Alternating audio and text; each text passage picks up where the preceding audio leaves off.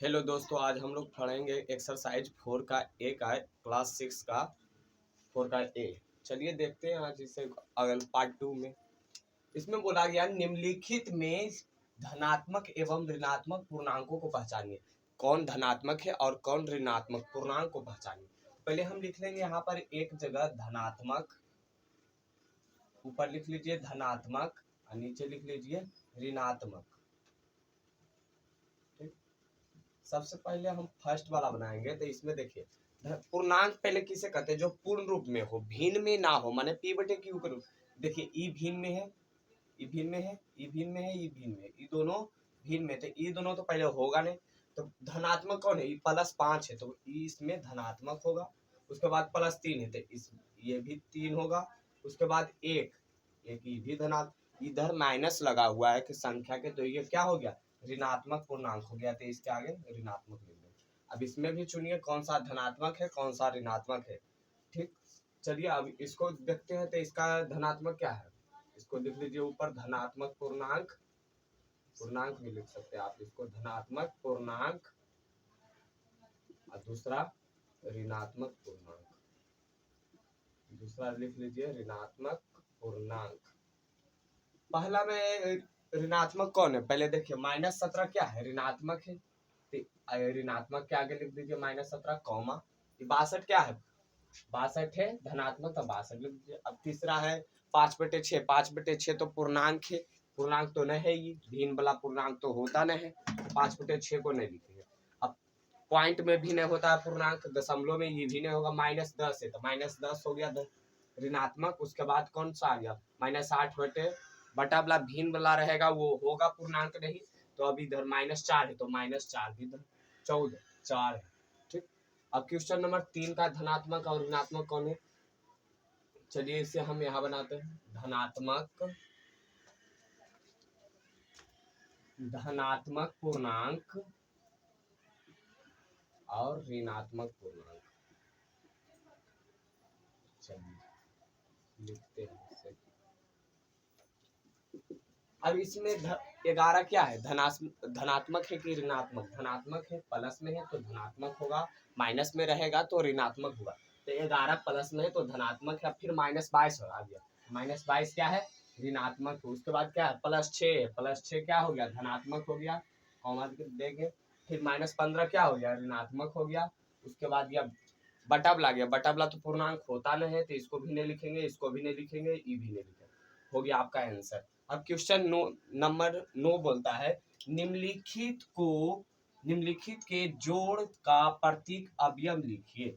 मैंने कहा कि इसका प्रतीक अवयव बताना, तो प्रतीक माने उल्टा, इसका उल्टा +10 है तो क्या हो जाएगा, -10 हो जाएगा। तो इसका आंसर क्या हो जाएगा, -10।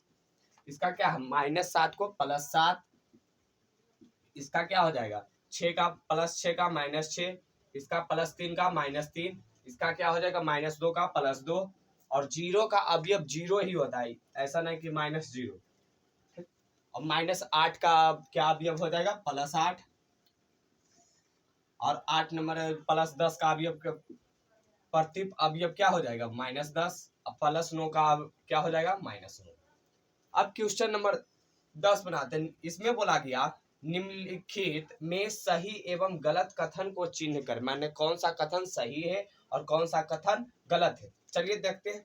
-11 के जोड़ का प्रतीक अवयव 0 होगा, यहाँ पर अभी पढ़े थे कि इसका अवयव रहेगा, इसका उल्टा रहेगा, तो -11 का प्रतीक अवयव 0 होगा, +11 होता, तो क्या है, कथन गलत है। क्या है कथन, यह गलत है। -18 के जोड़, -18 के जोड़ का प्रतीक +18 होगा, -18 का प्रतीक +18, हाँ ये सही है, इसका उल्टा होगा, सही। चलिए अब कहा -3 का 3 +3 बराबर 0 होगा, हाँ -3 और +3 क्या होगा, 0 होगा, सही।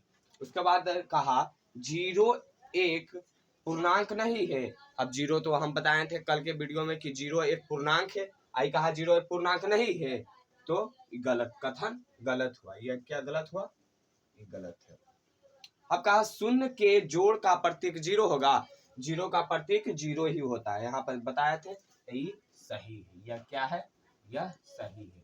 चलिए आगे बनाते हैं, लिखते हैं। चलिए अब क्वेश्चन नंबर 11 बनाते हैं। बोला गया है क्वेश्चन नंबर 11 के फर्स्ट में कि संख्या रेखा पर 3701 को एकांकित कीजिए। माने संख्या रेखा पहले बनाइए। पहले संख्या रेखा कैसे होता है, बीच में जीरो और जीरो के आगे दाहिने साइड प्लस और इधर माइनस थे। 1 2 3 4 5 6 7 8 9 10 हो गया। अब इधर माइनस, -1 -2 -3 -4 और -5। अब एकांकित कीजिए तो जीरो कहाँ पे है, देख लीजिए जीरो, उसके बाद क्या है 1, या एकांकित 1 गोला लगा दीजिए। उसके बाद क्या है 7, उसके बाद 3 7, यह एकांकित हो गया। आप इसको लिख भी सकते हैं या ना भी लिख सकते हैं। अब दूसरा नंबर भी वैसे करना, संख्या रेखा पर एकांकित कीजिए। तो इसे भी बना लेते हैं। पहले वो संख्या, बीच में जीरो, इधर माइनस देंगे और उधर प्लस देंगे। तो इधर माइनस दे दिया और उधर प्लस दे देंगे। 1 2 3 4 5 6, ठीक। अब एकांकित को चाहिए पहले -1, तो -1 एगो हो गया, और दूसरा क्या है 6 +6, तो एगो +6 हो गया। फिर उसके बाद क्या है 2, फिर 2 -2 में प्लस माइनस देख लीजिएगा, -2, उसके बाद क्या है 5, देखो 5 एकांकित हो गया। आपका क्वेश्चन नंबर 11 बन गया। अब क्वेश्चन नंबर 12 की तरफ बढ़ते हैं। तो क्वेश्चन नंबर 12 बोला गया -6 एवं 3 के बीच कितना पूर्णांक, -6 और -3 के बीच कितना है। तो कैसे निकालेंगे, तो 6 से पहले पीछे चल जाइए। 6 के पहले क्या आया 5, तो -5, उसके पहले -4, उसके पहले -3, उसके पहले -2, उसके पहले -1, उसके बाद 1 के बाद क्या आता है 0। अभी देखिए -1 के बाद क्या आया था 0। अब आगे बढ़ जाइए, अब 3 +3 तक अब जाइएगा। 1 2 2 बीच कहा था, इसके बीच ही ने, तो 2 तक, 3 तो उसके बराबर आ जाएगा, बीच में कहा है, ठीक। तो 2 तक वो बन गया, क्वेश्चन नंबर 1 बन गया। अब क्वेश्चन नंबर 2 12 के 2, इसमें बोला कि 0 से 7, 0 से +7 तक, तो आराम से 0 से 7 तक, तो 1 से 6 तक लिख दीजिए। 1 2 3 4 5 6 बन गया ये आपका। अब क्वेश्चन नंबर 3 बोला -5 एवं +5 के बीच में पूर्णांकों को लिखे। तो -5 क्या है, तो -5 के बीच पहले क्या हो -4, फिर -3 -2 -1 0, उसके बाद 1 2 3 4, यह -5 से लेके 5 तक बीच में पूर्णांकों की संख्या लिख दे। अब -8 से 0 के बीच के सभी पूर्णांकों को लिखें। कैसे लिखेंगे, -8, तो -8 के पहले क्या आया -7, फिर -6, फिर -5, फिर -4, फिर -3, फिर -2, फिर -1। अब 0 के बीच ही का है, उसके बाद तो 0 आ जाएगा, तो बराबर हो जाएगा। चलिए अब 13 नंबर में कहा गया है, 13 नंबर क्वेश्चन नीचे दिए गए कुछ है इसका हेडलाइन, इसको मैं जो से बड़ा है ना 2 और 2 को दे ले प्रत्येक के, ठीक। दाई ओर बोला है, तो इसमें देख लीजिएगा, इसमें से बड़ा कौन है 2 और 9 में कौन बड़ा है 9, तो 9 इसका आंसर।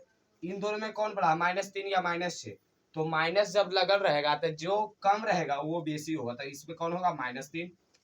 इसका आंसर क्या होगा 0 बड़ा कि -4, तो 0। इसमें कौन बड़ा 7 बड़ा, -6 की 7 बड़ा 7, तो ये 7। आपको अच्छी वीडियो लगी तो लाइक करें, सब्सक्राइब करें।